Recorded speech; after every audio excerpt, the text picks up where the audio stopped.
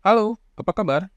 Hari ini kita akan mempelajari kimia. Kita akan lihat sifat koligatif larutan, khususnya tentang kenaikan titik didih dan penurunan titik beku.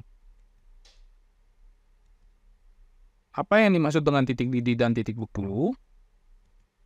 Titik didih adalah suhu pada saat tekanan uap cairan sama dengan tekanan di permukaan zat cair. Di sini kita lihat bahwa titik didih dipengaruhi oleh tekanan di permukaan. Pada permukaan air laut, itu tekanannya adalah sebesar 760 mm Hg. Dan pada tekanan tersebut, maka titik didihnya sebesar 100 derajat Celcius. Pada titik didih, penguapan terjadi di seluruh bagian cairan.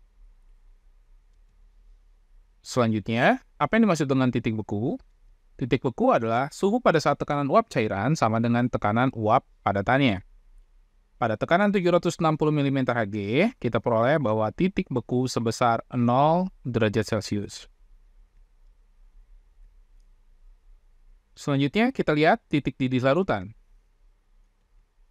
Zat larut akan menurunkan tekanan uap larutan, sehingga larutan harus memiliki suhu lebih tinggi untuk mencapai titik didihnya. Selisih antara titik didih larutan atau TB aksen dengan titik didih pelarut murni atau TB disebut dengan kenaikan titik didih. Bisa kita tuliskan delta TB sama dengan TB aksen dikurang TB. Delta TB sebanding dengan molalitas larutan atau M. Sehingga secara matematis bisa kita tuliskan delta TB sama dengan M dikalikan dengan KB. Dan KB merupakan tetapan kenaikan titik didih, nilainya tergantung dari jenis pelarut. Untuk pelarut air, besarnya KB adalah sebesar 0,52 derajat Celcius per molar. Selanjutnya titik beku larutan. Ketika larutan membeku, hanya partikel pelarut yang akan membeku, dan keberadaan zat pelarut akan mengganggu proses pembekuan. Untuk larutan, membeku lebih banyak energi yang dipindahkan daripada proses pembekuan pelarut murni. Selisih antara titik beku larutan atau TF aksen dengan titik beku pelarut murni atau TF disebut penurunan titik beku atau delta TF. Dengan delta TF sama dengan TF dikurang TF aksen. Delta TF sebanding dengan molalitas larutan. Dan sama seperti tadi, kita peroleh delta TF sama dengan M kali KF. Dengan KF merupakan tetapan penurunan titik beku, nilainya tergantung pada jenis pelarut. Untuk air, nilainya adalah sebesar 1,86 derajat Celcius per molar. Kita lihat diagram PT. Diagram PT adalah diagram yang menyatakan hubungan antara suhu dan tekanan dengan fase zat. Kita bisa lihat di sini, untuk titik beku pelarut murni, ini adalah di titik ini. Kemudian untuk dari sini ke sini, ini adalah garis yang menunjukkan perubahan wujud dari cair menjadi gas. Selanjutnya untuk titik beku adalah titik yang ini. Dan garis ini menunjukkan perubahan dari wujud cair ke wujud padat. Ya. Selanjutnya ketika tekanan uapnya turun, ya tekanan uap larutan di sini turun, maka dibutuhkan energi yang lebih besar supaya mencapai tekanan 760 mm Hg.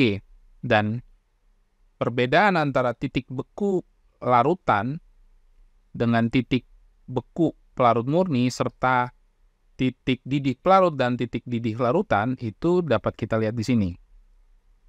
Ini adalah untuk delta TB, ini adalah untuk delta TF.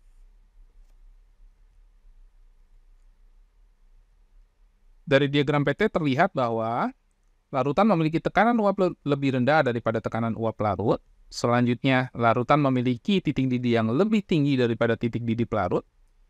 Selanjutnya, larutan memiliki titik beku lebih rendah daripada titik beku pelarut. Kita lihat contoh soalnya. Suatu larutan urea membeku suhunya minus 0,93. Yang ditanya adalah titik didihnya. Di sini kita punya urea ini adalah zat terlarut. Selanjutnya kita tuliskan yang kita ketahui yaitu TF aksen sebesar minus 0,93. Dan TF karena tidak disebutkan berarti kita anggap air itu adalah sebesar 0 derajat Celcius. KF-nya adalah untuk air sebesar 1,86 derajat Celcius per molal. TB untuk air adalah sebesar 100 derajat Celcius dan KB-nya sebesar 0,52 derajat Celcius per molal. Langkah yang pertama adalah kita hitung delta TF. Untuk delta TF itu sama dengan TF min TF aksen. Sehingga kita peroleh delta TF sebesar 0,93 derajat Celcius. Selanjutnya kita cari molalitas daripada urea. Untuk molalitas urea sama dengan delta TF dibagi KF, sehingga kita peroleh 0,93 dibagi 1,86, kita peroleh molalitas ureanya sebesar 0,5 molar.